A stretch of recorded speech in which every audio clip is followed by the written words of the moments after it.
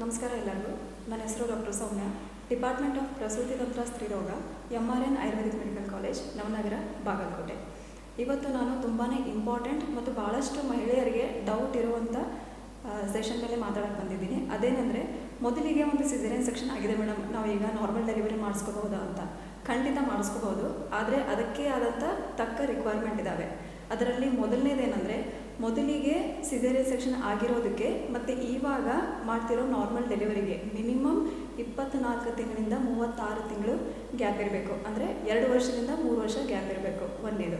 ಎರಡನೇದೇನೆಂದರೆ, ಮೊದಲಿಗೆ ಒಂದು caesarean section ಆಗಿದ್ದರೆ ಸೇಫ್ಟಿ ತುಂಬಾ ಚೆನ್ನಾಗಿರುತ್ತೆ. ಒಂದು ಸಿಸೇರಿಯನ್ ಸೆಕ್ಷನ್ ಆದಮೇಲೆ ನಾವು ಇನ್ನೊಂದು ನಾರ್ಮಲ್ ಡೆಲಿವರಿ ಆರಾಮಾಗಿ ಮಾಡ್ಕೋಬಹುದು, ಗ್ಯಾಪು 3 ವರ್ಷ ಇದ್ದರೆ.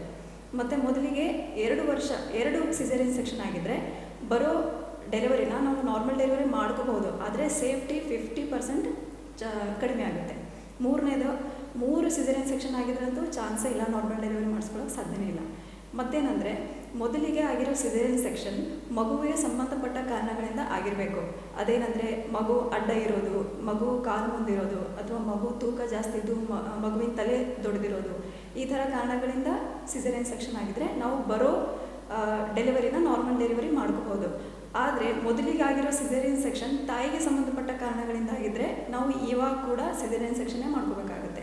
ಅದೇನೆಂದರೆ, ತಾಯಿ ಹೈಟ್ ಚಿಕ್ಕದಿರೋದು, ತಾಯಿ ಪೆಲ್ವಿಕ್ ಕ್ಯಾವಿಟಿಲಿ ಏನೋ ಪ್ರಾಬ್ಲಮ್ ಇರೋದು, ಅಥವಾ ಮೊದಲಿಗೆ ತಾಯಿಗೆ ರಕ್ತಸ್ರಾವ ಆಗಿ ಸಿಸೇರಿಯನ್ ಸೆಕ್ಷನ್ ಮಾಡ್ಕೊಂಡಿರೋದು, ಈ ಥರ ಏನಾದರೂ ಆಗಿದ್ದರೆ ನಾವು ಇವಾಗ ಕೂಡ ಸಿಸೇರಿಯನ್ ಸೆಕ್ಷನ್ನೇ ಮಾಡ್ಕೋಬೇಕಾಗುತ್ತೆ, ನಾರ್ಮಲ್ ಡೆಲಿವರಿ ಮಾಡ್ಕೊಳ್ಳೋಕೆ ಸಾಧ್ಯ ಇಲ್ಲ.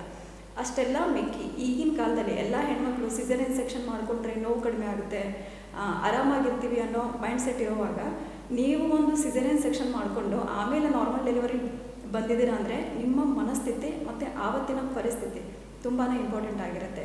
ಸೊ ಖಂಡಿತ ನೀವು ಮಾಡ್ಕೊಲೇಬೇಕು ನಾರ್ಮಲ್ ಡೆಲಿವರಿ ಅಂತ ರೆಡಿ ಇದ್ದಾಗ ನಾರ್ಮಲ್ ಡೆಲಿವರಿ ಆಗೇ ಆಗುತ್ತೆ ಅಂತ ಹೇಳ್ತಾ ಮಾತು ಮುಗಿಸ್ತಾ ಇದ್ದೀನಿ. ಧನ್ಯವಾದಗಳು.